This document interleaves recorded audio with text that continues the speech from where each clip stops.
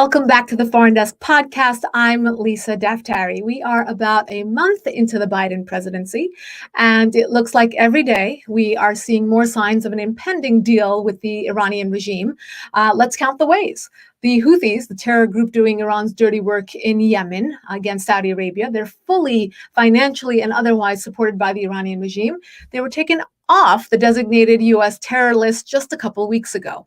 Two, on the Foreign Desk, we covered the story of how the U.S. has already begun talks with Iran about the exchange of hostages. If that doesn't signal a deal, I'm not sure what does.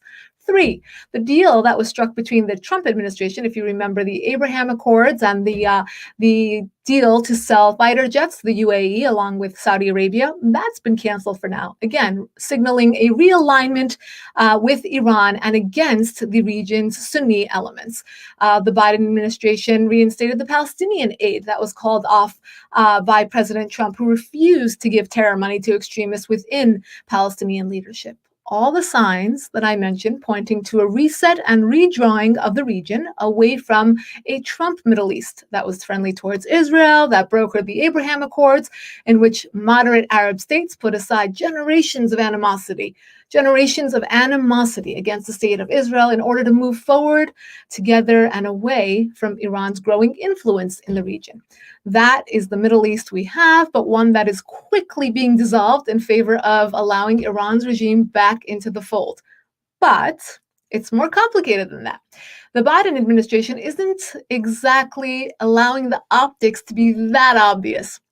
Although the White House has signaled this week that they are ready to sit down to talks with Iran, obvious. President Biden has stated that sanctions will not be removed from Iran before they come to the table. That makes it a bit more confusing. Iran's regime, on the other hand, says they're the ones who are going to be calling the shots. The sanctions have to be removed, or not only will they not attend the talks, but they have threatened to enrich uranium past the already 20% mark to 60%. So we are in what seems to be a game of chicken between the U.S. and Iran's regime, but we know both sides want a deal and that we probably will have one, just a matter of time and terms. In the meantime, the Iran regime continues its regional activities, supporting terror in Yemen, Iraq, Lebanon, Gaza, Syria, and even at the U.S.'s footstep in South America. They continue hanging their own young people, executing them for attending peaceful protests or posting anti-government content on social media, and they continue to threaten strengthening their weapons program by enriching more uranium, collecting funds from around the world, and simultaneously announcing that they're the ones who are going to be limiting access to nuclear inspectors. They announced that just this week. For these reasons and many more, we are concerned about the Biden administration going too soft on Iran's regime. And to break this down for us, our first guest for today is my good friend Ilan Berman, who is the Senior Vice President of the American Foreign Policy Council, an expert in regional security on the Middle East, Central Asia, Russian Federation, all-around brilliant guy. Ilan, welcome to the program. Oh, thanks, Lisa. Thanks for the flattery. Oh, of course. And I didn't have time, or else I would go on and on. Fine. Ilan, what's going on here? Well, so I think you broke it down very well. And sort of to provide commentary for this, I think it's necessary to point out a dirty little secret. The dirty little secret is that the terminus point of President Trump's maximum pressure policy and of Biden's re-engagement with Iran are actually not that dissimilar. President Trump was looking for a dynamic that created greater leverage over the Iranian regime and brought the Iranian regime back to the negotiating table to hammer out a deal that was longer, stronger, better served American strategic interests. That's not that dissimilar from what the Biden administration wants. So the only questions here are the things that you talked about. The question of leverage. After nearly 2 years of maximum pressure, the U.S. has a tremendous amount of economic and political leverage over Iran. And there are some in the Biden orbit that are actively talking about preemptive concessions to the Iranian regime as a sort of a good faith confidence building measure. That's something that the president has ruled out for now. But, frankly, I think we have to wait and see. And the second is sequencing. Who blinks first in this game of chicken? Because what you're actually seeing on the part of the Iranians is a series of provocations that are intended to build leverage back over the United States.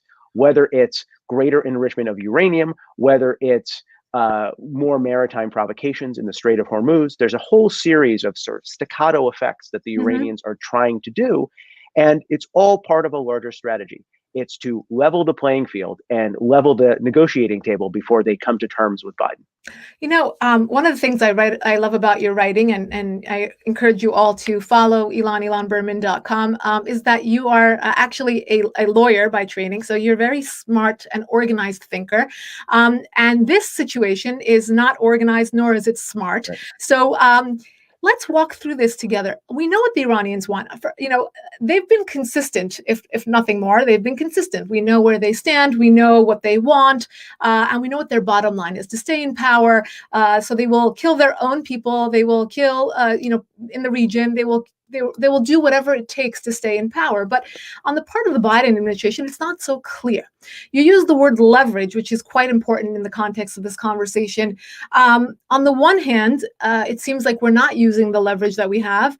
On the other hand, we have heard President Biden say we're not going to loosen the sanctions before coming to the table. So why the confusion? Why take, the Houthis off the terror list, for example, but then, today President Biden was urging, other global powers to hold the Iranians at least to their uranium enrichment or certain parts of proliferating their weapons program. There's a lot of contradictions, it seems. No, there definitely are. And look, the Biden White House has a big problem. The big problem is that they've styled their foreign policy, this sloganeering of America is back, as the United States now being more inclusive after the Trump era, reaching out to international partners and even strategic adversaries like Russia and China to try to engage better and sort of build a more durable international bonds. But the reality is that all of our partners, if you think about the European Union, all of our sort of conversation partners, if you think about Russia and China, all of them want the same thing. And it's not what America wants. They want Iran to come in from the cold. They want business as usual with Iran. They uniformly have better economic and deeper economic ties with the Iranian regime than does the United States. But And so can I just cut you off here, just because you sure, hit sure. something so important? What does America want? We know it. You're absolutely right in saying we know what everyone else wants, but what does the Biden administration want? Well, so I think the U.S. military, the Pentagon, has this lovely phrase called self-licking ice cream cone. It's sort of a dynamic that you put into motion that sort of reinforces itself, and this is precisely what's happening with regard to Iran, because the Biden administration has elevated one aspect of Iranian rogue behavior, Iran's nuclear program and nuclear acquisition, over all the others, over the malign regional behavior, the sort of the corrosive ideology, and really focused on that very much the same way the Obama administration did half a decade ago. And as a result, the Biden administration has emphasized the fact that Iran, in nuclear terms, is out of the box, that we need new negotiations to put them back in the box. And it has created a dynamic diplomatically that reinforces their desired outcome. And their desired outcome is re-engagement with Iran. Right. And, it's interesting to watch this and say to yourself, as you did, make the comparison with the Obama administration, and feel as though not only are we repeating the same narrative, we have many of the same cast of characters, but so much has changed on the ground. And it might be a mistake, if you will, for the administration to assume that they can go forward and get the same deal. Maybe the Iranians are going to call the shots and say, we want more. We want more than what we got in 15, just because you owe us more. They've already said you have to make up for what Donald Trump did to us. So what could potentially happen if we have those sit down talks in the near future, because we're moving at lightning speed here. They've been in office for about a month, and they can't get this deal soon enough. Again, questioning what is the motivation here in Washington to want to rush through and get a bad deal. Well, and that's precisely the game of strategic chicken that I talked about, because the Biden administration has said, at least for now, that sanctions are not going to come off. until Iran comes back into full compliance with the 2015 nuclear deal, that deal will then serve as the basis for a, quote, longer and stronger deal between the US and Iran and the international community. But the Iranians are singing a very different tune. What they're saying was, look, America, you're the one that left the 2015 deal in the first place. We're not prepared to do anything better. And in fact, you have to come back to the table and you have to essentially give us payments, sort of repay us for the years that you were not in compliance with the deal. And so, frankly, I think there's still a very much sort of a large degree of daylight between Washington and Tehran. Now, the question really becomes, who's going to blink? Who is going to soften their negotiating positions? Who is going to be more accommodating to the other side? The economic leverage and the political leverage is all on the side right now of the United States. There is a way through political pressure, through coercive sanctions, there is a way to get the Iranians to accede to a longer and stronger deal, I think. But the political and diplomatic dynamics are such that it looks like the Iranians are holding all the cards. And quite unfortunate based on where we had them under the pressure campaign just a few months ago. Speaking of just a few months ago, you were appointed in the spring, I believe. I remember the evening when we got the news. We're quite excited that you were appointed to the International Broadcasting Advisory Board by Donald Trump, quite a high honor, well-deserved honor, because you understand so many of these different nuances, and then that's very much necessary. But we are in a very different environment right now. I want you to speak a little bit about what happened with that appointment, because we need people like you there. We've heard from Secretary of State Blinken that they would like to bring in people from different political persuasions to talk about the Iran nuclear deal. You would think that they'd also want people from different political backgrounds, working under different administrations, not only to have a smooth transition, but to bring a different perspective, particularly when it comes to the media and international media. You wrote a piece. I want to quote you on this, and I'm going to let you then speak about this. You said, in its current state, VOA, that's Voice of America's, for those who aren't familiar, we have a platform of international news that goes from America through the perspective of America and what is happening in Washington to various countries. And there's one that goes into Iran, Voice of America Persian service. And you wrote, in its current state, VOA Persian can't be of much use in that mission. It ranks as one of the most out-of-date, inefficient, and scandal-ridden broadcast services administered by the USAGM, and that's the platform that does broadcast into foreign countries. Plagued by everything from poor management, lackluster content, such deficiencies have hindered successive administrations from fulfilling the agency's broader mission of bringing reliable information to unfree societies. And you go on and on. Your bottom line being they have prevented Washington from effectively communicating with the most important constituency inside Iran, the Iranian people themselves. Ilan, I want you to speak a bit about this position, what you were hoping to accomplish, what eventually happened, and this piece. I think you really nail it: the Iranian people and how they're being left out of the conversation.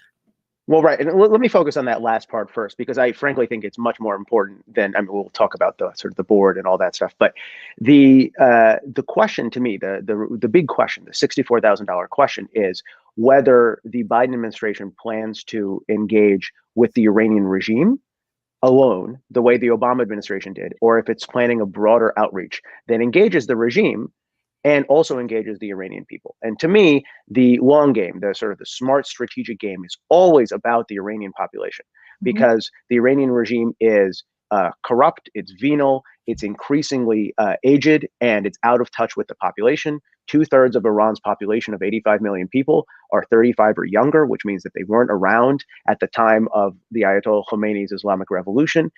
They're westward looking, and they look to the United States to provide impartial information and to provide commentary about values, frankly, that their regime doesn't have. So we have a very powerful megaphone in the Voice of America and specifically in VOA Persian to do that. But because of all these deformities within the building, and because, frankly, there's not a sort of a real good understanding of what the larger mission is, what we're actually trying to say to the Iranian people, this is a service that, frankly, has been criminally underutilized in bipartisan fashion.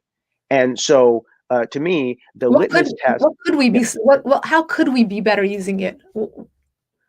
Well, so I mean, first of all, we have to figure out what we want to say, and I fervently hope that the Biden administration's outreach to Iran is not localized to these old, out of touch authoritarian clerics. It's actually intended to have a deeper understanding of what's happening on the Iranian street, sort of the currents, the cultural and social currents that are happening within Iranian society, and to message to them that we care about what's happening there and we understand that their political system is not the same as ours, right? Because during the Cold War, VOA was so effective precisely because we could communicate to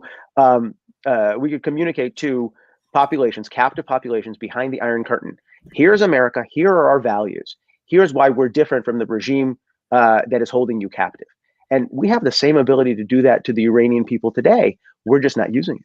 Right. And well, okay, let's leave that there. Full of potential. We have this platform. We have a megaphone, as you said, to communicate with the Iranian people. We're not using it. What has happened in the time since the President Biden has been in Washington? Maybe talk about your position and what has happened to this entire platform.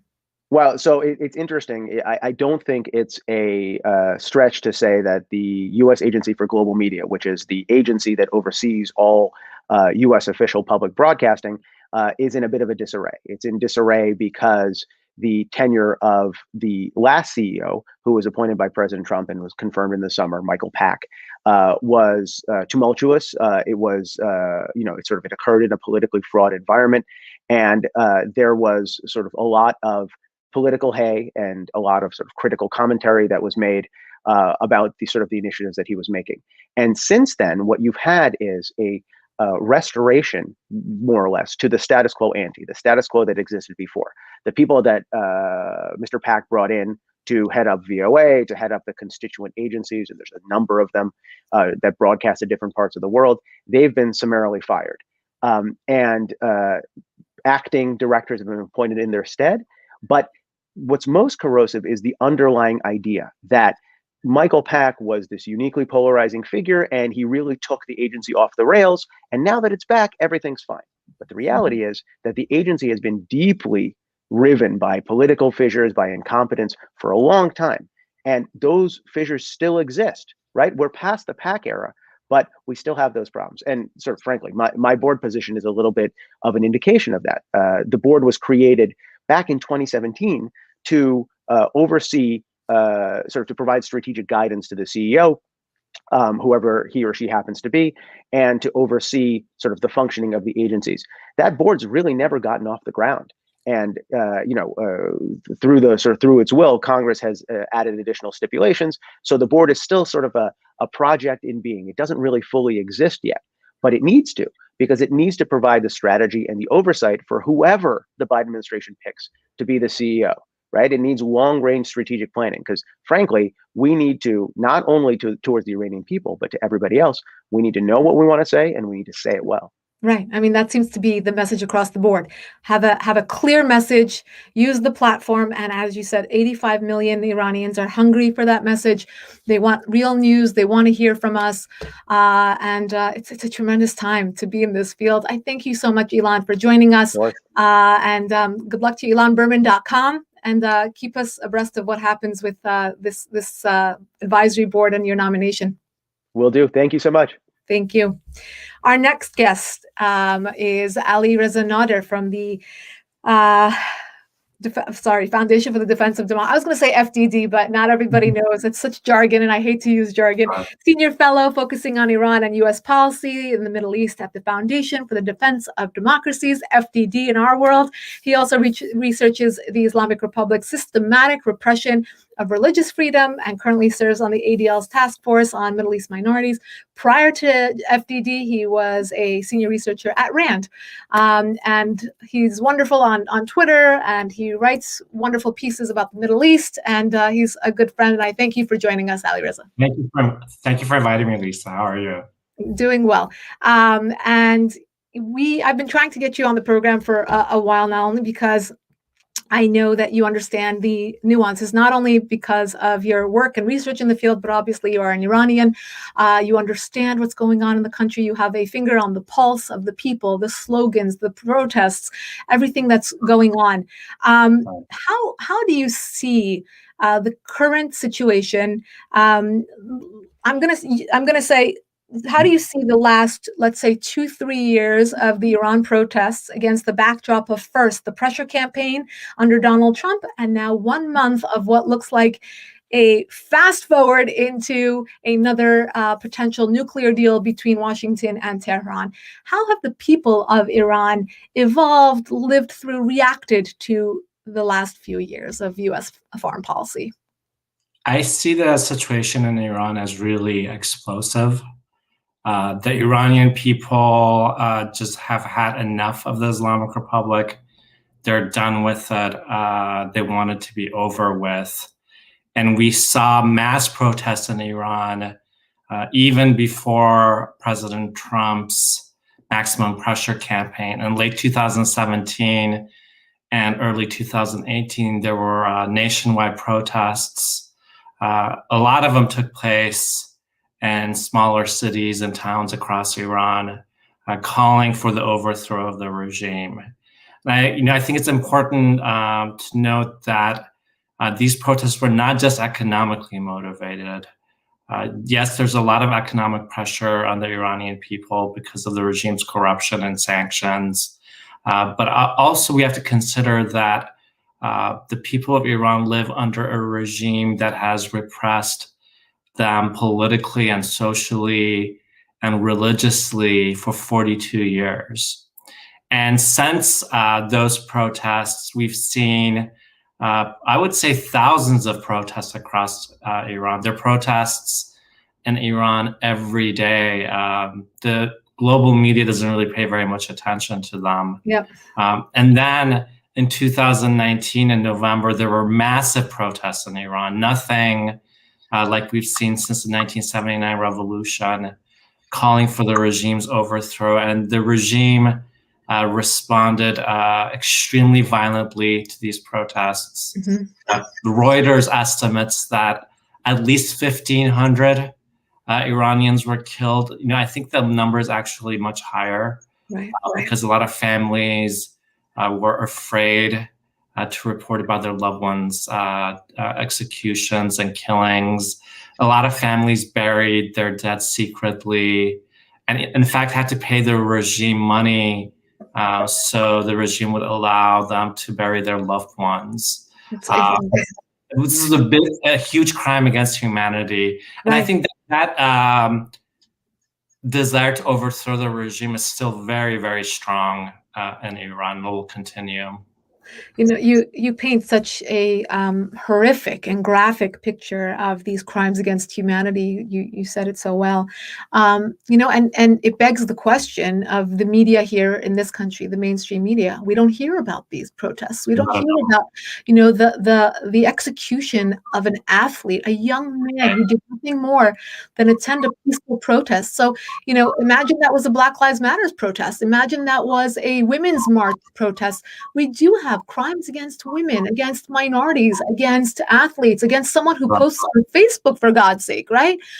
But, ironically, I should say, in this country, we have, liberals kind of sidestepping the human rights issues, and conservatives being more of the champions for human rights in Iran. It's a bit, it's a bit paradoxical from what we are used to. What do you attribute the media's lack of regard in covering these stories? And there's several reasons. We don't have Western journalists based in Iran. So the regime itself really wants to control the narrative and information coming from inside Iran and really limits access to Western journalists. The journalists that have been reporting on Iran, unfortunately, have a very false dichotomy of the regime and false understanding. They think they're actual moderates in this regime. Right. A lot of them are supporters of the president, Hassan Rouhani, who's responsible for ordering the deaths of thousands of Iranians in 2019. Mm-hmm. And I think just because of partisan politics in Washington, D.C., Right. a lot of reporters think if they say that the people of Iran want to overthrow the regime, somehow this benefits Republicans or conservatives or Trump when he was president. And so I think really because the issue of Iran is so charged politically and it's such a partisan issue, mainstream journalists just don't want to really report on it. Take, for example, the Iranian foreign minister's appearance on various media channels, especially CNN.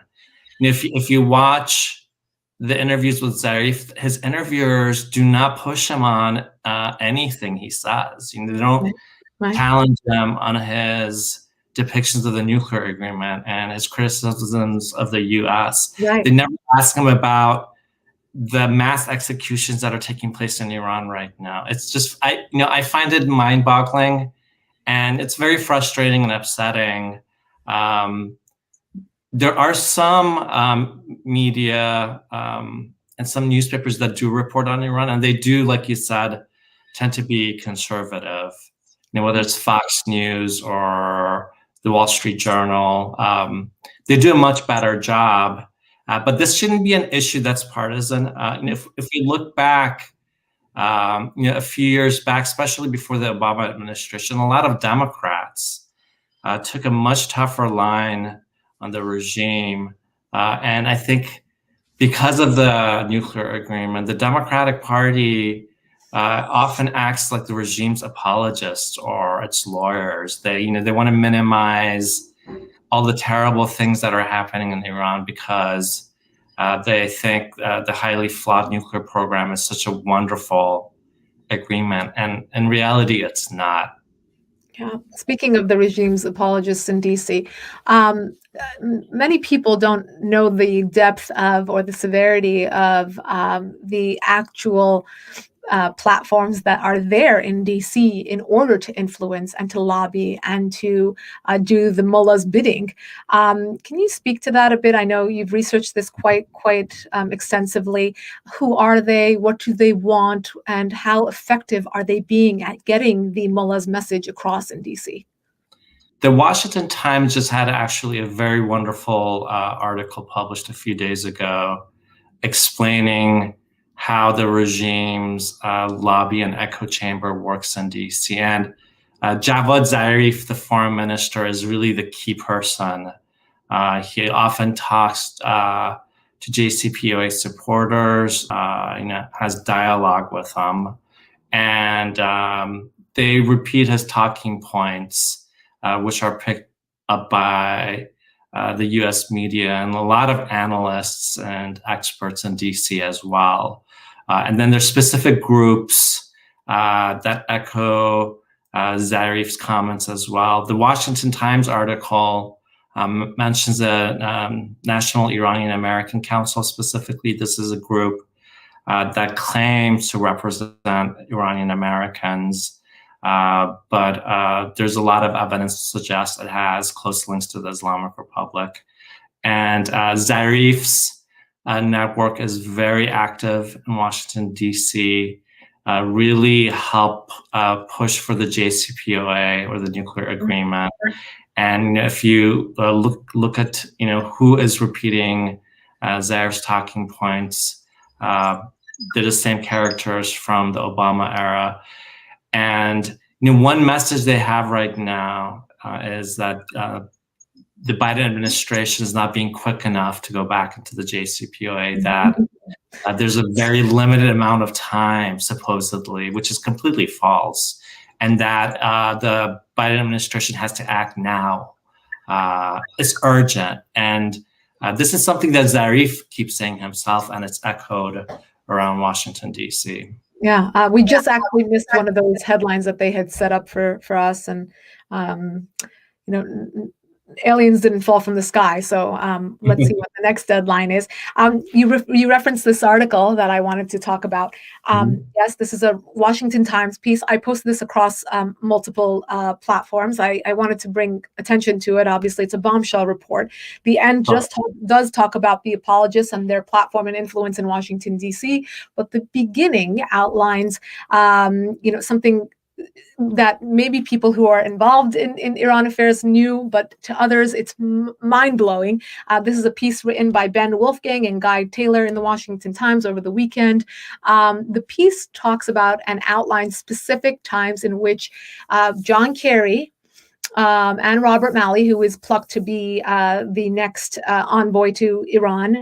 And they both obviously were very, very integral in negotiating the 2015 JCPOA deal with Iran. And now we know that these individuals had several meetings with Javad Zarif of Iran, the foreign minister, while President Trump was still in office. And while President Trump was attempting to get a sideline meeting with Iran's regime during the UN General Assembly, he failed. The whole thing flopped. And now we know why. This piece outlines that during that time or prior to it, these individuals were meeting basically on behalf of the United States and steering the Iranian regime as to how to deal with President Trump and basically wait it out, because hopefully we'll be in office and we'll take care of you. Basically, that's right. What the piece is saying. Alireza, I want to get your take on this. I think some people read this and they're like, so what? Especially Javad Zarif. He's got he's friends with John Kerry. They have a familial relationship. They know each other. John Kerry's daughter is married to an Iranian. I don't know. I don't go to coffee with Javad Zarif. I don't know if you do, but some people read this and think, okay, so they had a meeting. Other people are reading it and saying, Logan Act, it's treason. How do we make sense of this? We have to consider that this regime is an enemy. It's an enemy of the United States. It's an enemy of the American people. And above all, this regime is an enemy of the people of Iran. And it's one thing to engage with it diplomatically. I'm never against diplomacy. I think the U.S. has a right to use diplomacy as a tool. Sure. And gain the best out of the leverage is gained since maximum pressure.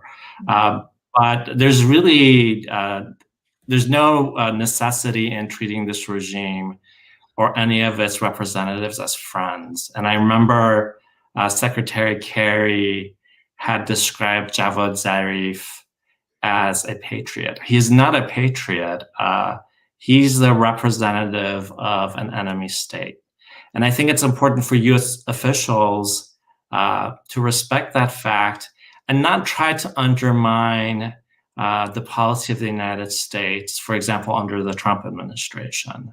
The Trump administration has a very specific policy of maximum pressure against the regime.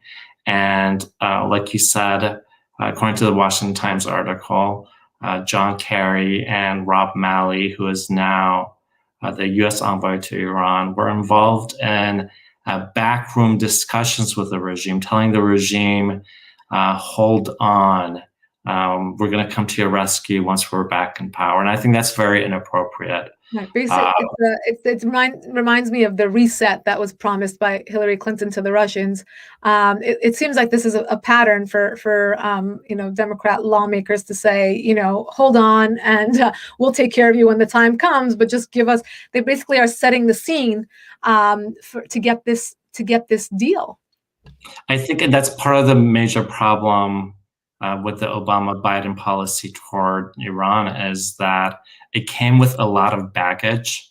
And, a big part of it was this desire to become friendly with the regime, to think that this regime will reform itself or moderate its behavior in the region. President Obama actually spoke before Congress one time and said that the JCPOA, or the nuclear agreement, could lead to Iran's integration into the global economic system and moderate its behaviors.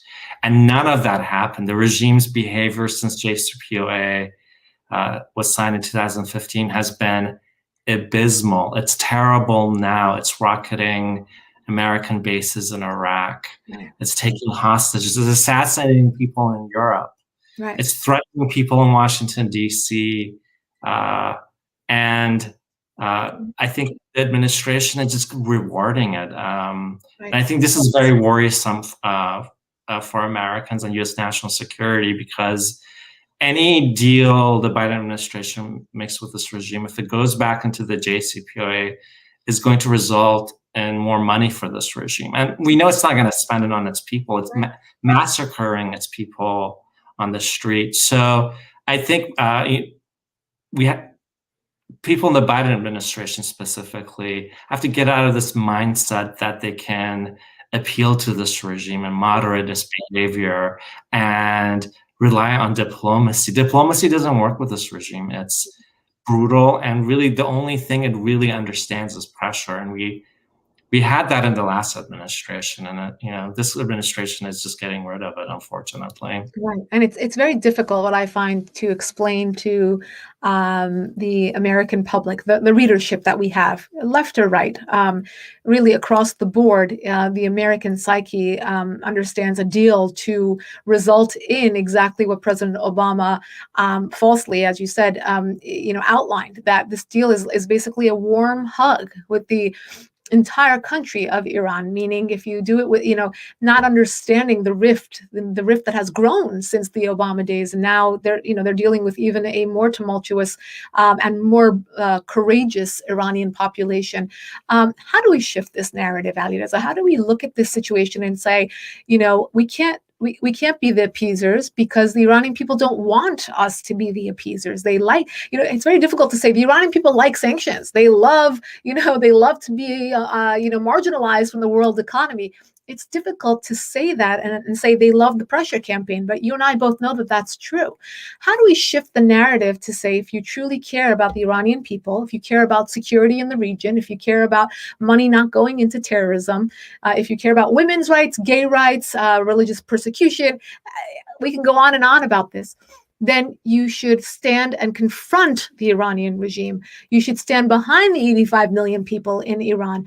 And that's the way to really appease. If you want to appease, you're appeasing the wrong party. How do we make this shift? And you're in Washington, D.C., so we're going to start where you are. How do we do it? It's not easy, but I think the best thing that can be done is to provide a platform for Iranians from inside of Iran to speak and tell the Biden administration what they're thinking. And recently, actually, 38 prominent democracy activists and dissidents in Iran signed a letter to President Biden asking him not to lift sanctions against Iran. And look, sanctions are definitely hard on the Iranian people. There's tremendous suffering in Iran because of the regime's policies that have led to sanctions. But there are those who from inside Iran are insisting that the Biden administration keep that pressure on the regime. And I think we really have to provide a platform for these dissidents. We have to inform lawmakers. We have to talk to the media as much as possible. Even if CNN doesn't want to report on these issues, I think local media are more willing. And I think ultimately we have to break the regime and its lobby's monopoly on information on Iran. We have to break the regime's narrative that there are moderates in Iran. And we have to really get rid of this narrative that is being pushed by the JCPOA supporters, that this is the best deal that the U.S. could come up with, and it's foolproof. None of that is true. It's not a good agreement. In terms of proliferation, it's actually a very flawed agreement. And just a few years, the regime will have the capability to produce multiple nuclear weapons. Its nuclear program is advancing as we speak. And the Biden administration has really to really decide what is it doing. what is its objective? Just going back into the JCPOA is not good enough. Right. The American people are not in support of these policies. The American people still remember the hostage crisis. From the very earliest days, this regime took Americans hostage, and it's still taking Americans hostage, and it's taking U.S. policy hostage, frankly. This is not good for U.S. national security. And, for me, it's really a nonpartisan issue. You don't have to be a conservative or a liberal to oppose this regime. I think it's very clear that this regime is an enemy of all Americans. And all Iranians, right? To use their own words, we're running out of time and a lot of work is cut out for us to change this narrative, to allow these Iranians to have a platform. I thank you so much for doing that every day. Thank you. And all the people at FTT are wonderful friends of the Iranian people, and I thank you, and Cliff May and everybody else there, all our good friends. And I thank you for giving us your time. We hope to have you back. Thank you for inviting me. It was great chatting with you. Likewise. And to everyone out there, if you'd like to subscribe to our weekly podcast, go to youtube.com/Lisa Daftari. And to sign up for my daily top 10 newsletter, go to foreigndesknews.com/newsletter, and you can sign up there. We will talk to you next week.